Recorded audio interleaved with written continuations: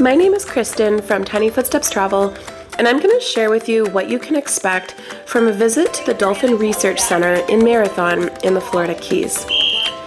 Visiting the Dolphin Research Center was definitely one of the highlights of our trip to the Keys, and I'm going to walk you through the visitor experience, whether you're going to be doing general admission or paying extra for one of the dolphin encounters. The first important thing to know about visiting is that you could easily spend the better part of a day on the grounds of the research center just walking around. There's more to see than just the dolphins. They have a small information center, lots of wildlife living on site, some wild, like many lizards and birds, and some that live here permanently, like the giant tortoise.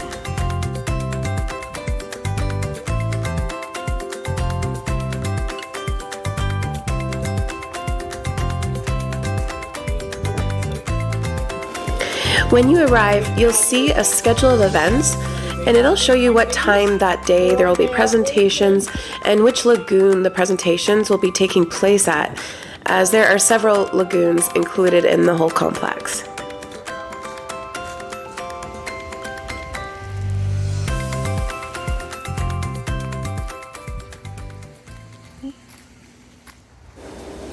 The first thing we did when we arrived was head straight to the front lagoon where they had a morning presentation going on. We found the presentation to be educational in nature. The dolphins do a few tricks to show off and they interact with their trainers, but it felt more like we were learning about the species of dolphins, their personalities, food habits, and many other interesting things. So rather than it being a show that you see at SeaWorld, for example, we found this to be more educational. Ranger's a little closer to you all. Atosha's a little farther away. Very nice, kiddos. They are Ranger, the little boy. He is one of our rescues, and he is... I love that my kids just got to watch these fascinating creatures just swimming around and being able to learn interesting things about them. Both my 12-year-old and my 3-year-old were captivated by watching the dolphins and hearing interesting facts about them. For now, these two are going to show off those beautiful tail flukes. Nice job, Atosha. Ranger's falling over. They need to work on that balance a little bit. Atosha's doing an excellent job, though, and you might notice, if you look very, very closely, each set of tail flukes is unique. It's kind of like a fingerprint. Although I will say Ranger and Atosha may not be the best example of that. Their tail flukes do look quite similar at the ends. But you do see a wide variety of different shapes. Some of them overlap in the middle. So to let Sam know, hey, come over to that side. Before or after your presentation, take some time to walk beyond the front lagoon and check out the lagoons behind it. The dolphins all have freedom and access to go to and from different lagoons as they please, so you can see them pretty much anywhere, in addition to other wildlife, other presentations, and also beautiful views of the ocean.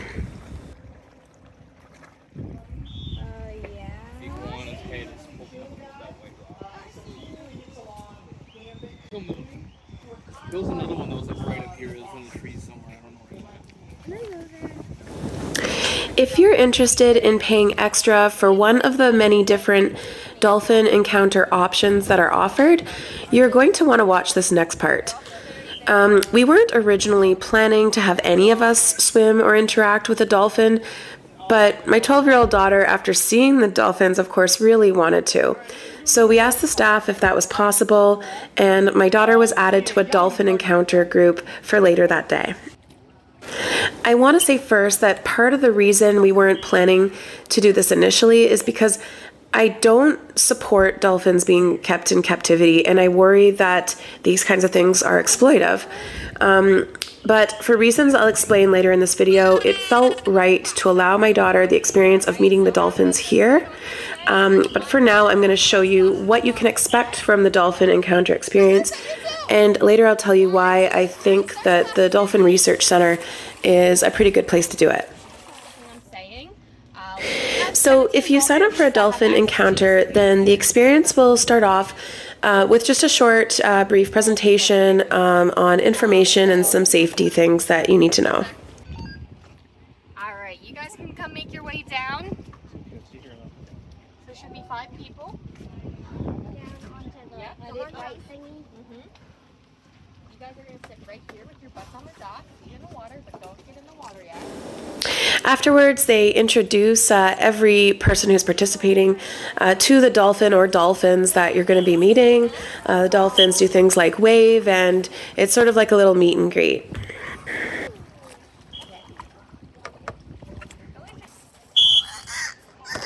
So be nice to each other, right? Yes. This is for Calusa. She's also doing the swim. Cool, okay. Up first is Calusa. Hey, Tina. Good girl. Good job, Tina. Good job, kid. Can you come on this side? All right. Up next is Miss Santini, or we like to call her Tina, Tina B, whatever it is.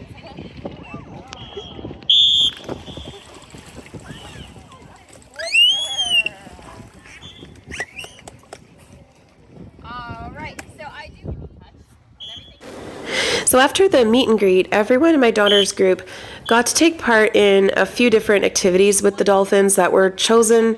It seemed collectively between the person participating and the dolphin to an extent too. So there were handshakes, a dance, kiss, a splash, and then the dorsal, which is the actual swim with the dolphin. So I'm going to show you basically what that looks like in what my daughter got to do. And also you can film and take pictures just from the sidelines where you see me standing from. But also they have a photographer that takes pictures, and you can afterwards go and purchase the pictures that the photographer took.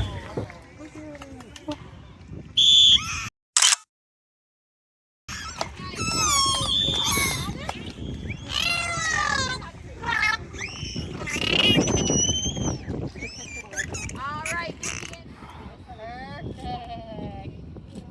All right, let's try it one more time, Vivian, and tuck your hair behind your ear just for the photo, if you don't mind. Perfect. And give her one more smooch. Yeah, one more, Vivian. One more. She's loving it. Look at her. All right. Melissa, you too. 1, 2, 3. Start splashing, Vivian.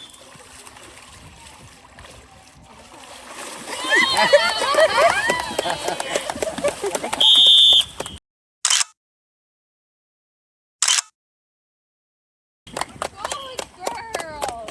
Right here, Mother. You are so perfect. All right. On to the front, baby. A dolphin's out there. Oh, I saw. What they're gonna do is they're gonna come right underneath your arms. So you don't have to reach out for them. They will take it from you. I'll grab it. All right, Vivian, you can finish the announcement.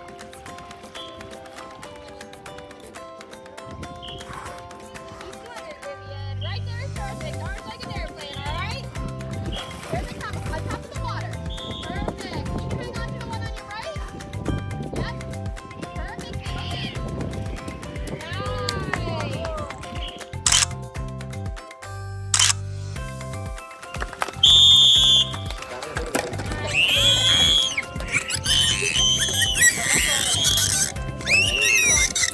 That's fish. It's not nice.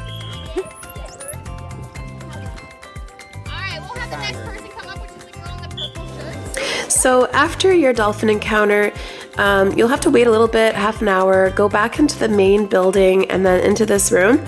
And then on those computers is where you can view the photos that the photographer took and choose which ones you want to buy. I promised earlier that I'd share with you why we felt that despite not being supportive of dolphins being kept captive, that we were okay with spending the extra money at this place. So for one, the dolphins seemed genuinely happy here. The trainers seemed to know their individual personalities, and the dolphins have a lot of freedom. They're still in the ocean, and they move in between lagoons as they please. A staff member actually told us that it is possible for these dolphins to swim out into the wild if they want to, but they, for the most part, choose to stay. I feel that if swimming with dolphins is your dream, then this is one of the better places to do it rather than going somewhere where they're kept in an aquarium.